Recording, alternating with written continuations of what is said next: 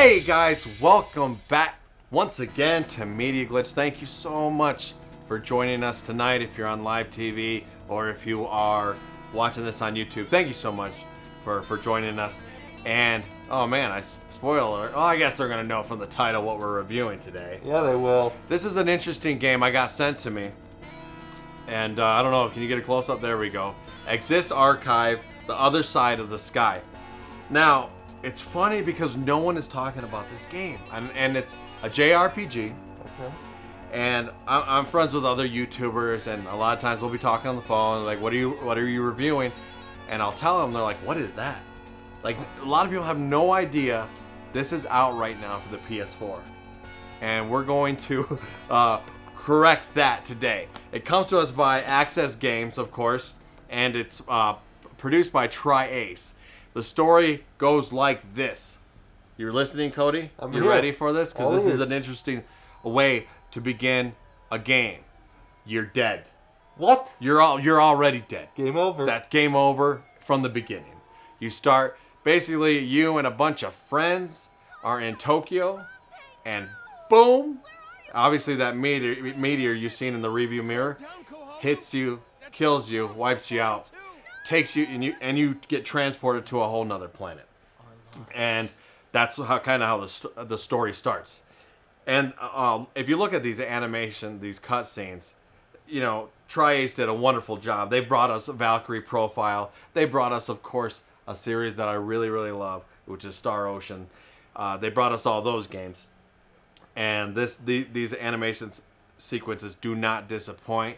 You die, you know, with a bang, wake up, and boom, you're in a whole nother land. Or you come to, I don't know, you're transported. You play as Ellen DeGeneres. I'm just kidding. I see it. No, you play as this guy.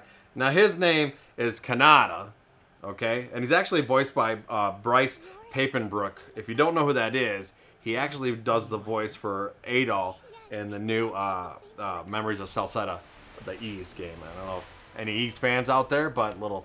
Yeah. Woo! Right there. And you wake up next to that girl who's Mayura, and she's voiced by Eden Regal. And if you don't know who that is, she plays May in like the Guilty Gear series and a bunch of other things. So we got some actually good acting, voice talent wise. The story is that meteor that was coming down was actually an evil entity called Yamatoga. Okay, and he was split up into 12 different pieces. You gotta bear with me because the story's crazy. Into 12 different people, and you'll see these people, and you start to find them during your journey, and they all have a piece of him. He's an evil entity, and he's actually voiced by DC Douglas, which is kind of cool because he plays Albert Wesker, man, and all the Resident Evil stuff, like from way back. He's been playing Albert Wesker forever, and so he is part of you. He's in your hand, dude. He's in your hand like the Evil Dead. You got like this possessed hand. But he's giving you powers, okay? And what you're going to do, and you're wiping out all these bad guys. Because he used to work for another lady, which we will get into here in a minute. And he basically betrayed her, and she was the one who kind of broke him up into these 12 pieces. Story is fascinating, Cody. It's fascinating. Here she is, Amatsuma, and she's wanting to get all... these crystals back. Every person is connected to a certain crystal, and the crystal has like your memories and stuff. And what's cool is when you're playing it and the memories start to come through, they all come through the PS4 controller, that speaker. Oh, really? So you'll be playing and you'll hear what's going on in Earth through that speaker. Really cool, really cool. That's the whole gang right there. And I'm telling you, so you have it's a 2D side scroller with like 3D elements. Looks good, looks beautiful. It's not bumping all the PS4 power, but it looks really good. See those red balls there? those are your like the battle system. So like, or your battles, I'm sorry. So when you hit it, you can start. If they hit you first, they start. And after that, it's kind of your basic, turn-based RPG, except you can do combos. So you don't have to wait for the other person to get another person in there fighting, which is really cool. Button pressing at certain times is key. You can't just button mash. Like when you're guarding, you got to do it at a certain time. Uh-huh. Leveling up is basically the same as it is in every other RPG. Equipment as well. They do have a quick equip, which is awesome, and you can level up your skills so you can later do magic and whatever you decide to build up on your person. You can also change on the fly where they're standing. So there's the danger zone, you're going to get hit more, safe zone. Down there is your action meter, and that tells you how many hits every hit or everything you want to do, every action takes different amounts for each person. Even guarding takes amounts. So if you don't guard at all, you can they'll reward you with look at that action bar. It's totally full there. And you can do more damage to your people. Over to the left side of the screen, once that meter builds up, that's when you can do your like Demon's Greed, you can do your summon, your power move. Every RPG has a different name for it. And I'm not going to show all of them here, but because there's 12 different ones. You've got a whole cast of rich characters you can choose from in this game. And that pretty much wipes them out. Now, once you get these blue crystals, and I think this is kind of where a lot of people are going to get lost in this game, but once you get those blue crystals, it opens up new abilities. Like here's a double jump. So now it becomes like a Metroidvania type of game where you have to go back. A lot of grinding, kids. A lot of grinding. Now, I'm from the old school, Dragon Warrior.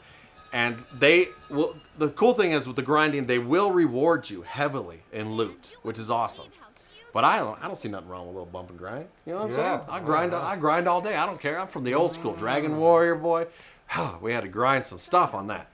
The cool thing about this game, this is interesting. Listen to this. You have a hub, like a town, like a base where everyone kind of stays. Only you guys. No one else. There's no other people. And the team that you battle with, the team that you choose, they start to get closer. And there's an affection that's built up there. And you can go and you can see how other people feel about you, how you feel about other people. And that will determine if you're getting close to another person and they're a healer, you can actually learn that ability. It's really, really awesome the way that their relationships come into play on this game. Now, I think a lot of people are going to get lost or kind of phase out because of all the grinding that has to happen, and then it becomes Metroid because you have to go back and you have to redo levels 2 or 3 times sometimes. And they kind of set it up for you. You have to grind. You have no choice because let's say you go to a level, right? And it's level 10. Like you recommended level 10 to play that board. And then you beat that board, you might go to level 11 or you might stay at level 10, all the experience you get from the boss. The next level you go to is required level 14. So now you got to grind it out for 3 more levels before you're at a recommended level. And you should probably always be 1 level above the recommended level in this game because some of the boss fights are a little bit unfair. Like I said, I have no problem with grinding. I can see a lot of people kind of phasing out at that point. Here's one of the problems though, is that they do that and it feels like it's just filler. A lot of padding in the game, where I think it was kind of unnecessary. A lot of the levels, like you're in the forest at the beginning, and you're just going and you're playing and you see the forest, you see the forest, you see the forest, and it gets very old after a while. Like you're seeing the same stages. The cool thing is the fighting system is so cool and the payoffs and loot is so great that it makes it fun. Okay. It makes it fun.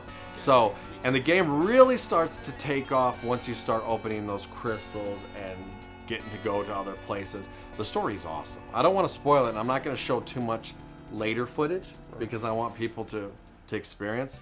The music is good. I felt like the music was really well done. I did see people complaining on the internet about the acting. I had no problem with the English acting. No problem. Sounded good to me. Another thing is that the graphics I think are really bright, vibrant colors, and I really like that. The designs for the characters I don't have a problem with, but they are a little kiddish. Like when you're looking at your guy, when you're playing them, they look very kiddish, but when they put them on the screen, they look totally different, and it's kind of like weird. But other than that, I'm really happy with what Tri-Ace is putting out nowadays. And since we don't have like Valkyrie Profile 3, we don't know what's going on with that series, I feel like this is a good kind of like a bridge. Yeah, you know, just something to while you're waiting, if that's ever gonna happen, I don't know. You know, we got Final Fantasy Final Fantasy 15 coming out pretty soon. So like this in between of this is a great RPG to sink your teeth into while you're waiting. Is it perfect? No, it's not perfect.